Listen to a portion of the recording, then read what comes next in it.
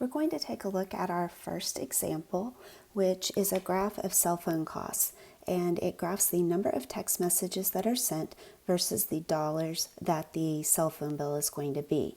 Let's first determine what information we can get from this graph.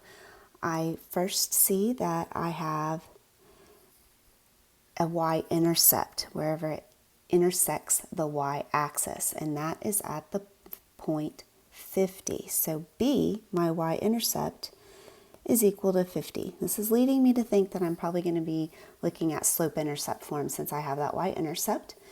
And so then if we look to see if we can determine the slope, yes, we can. We can just count on this graph right here. I can see that in order to get from this point to this point, I need to go up and to the right. Now, how far did I go up? If I look at my scale, I'm starting at 50, and the next place where I know I have a value is at 52, and I'm right in between that. So that means I'm at 51. So I've gone from 50 to 51. I've only gone up by 1.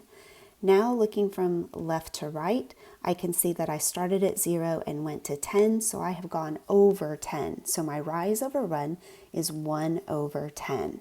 So I will indicate that my slope is 1 over 10.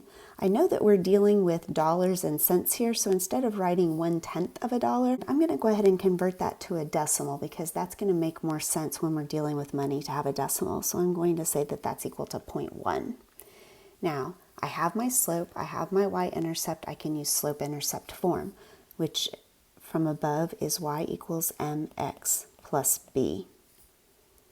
Let's plug in what we know. Y is equal to m, and m is 0.1.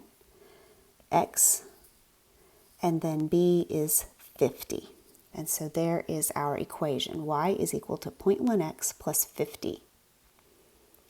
Now the second thing that this example is asking us to do, and I guess I probably should have read the instructions before we started, is that it is asking us to write the equation, which we already did, but then also interpret the slope, like say what the slope is meaning. So let's look at our graph again.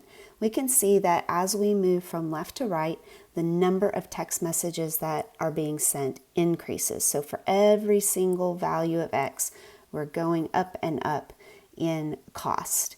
And that cost is increasing by 10 cents for every text because we have a slope of 0.1. So let's just put that into words. So for every text sent,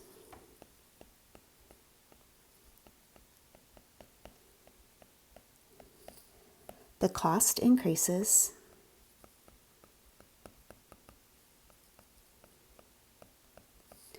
by 10 cents, or you can say $0.1, however you want to write it. And again, that 0.1 is our m, our slope.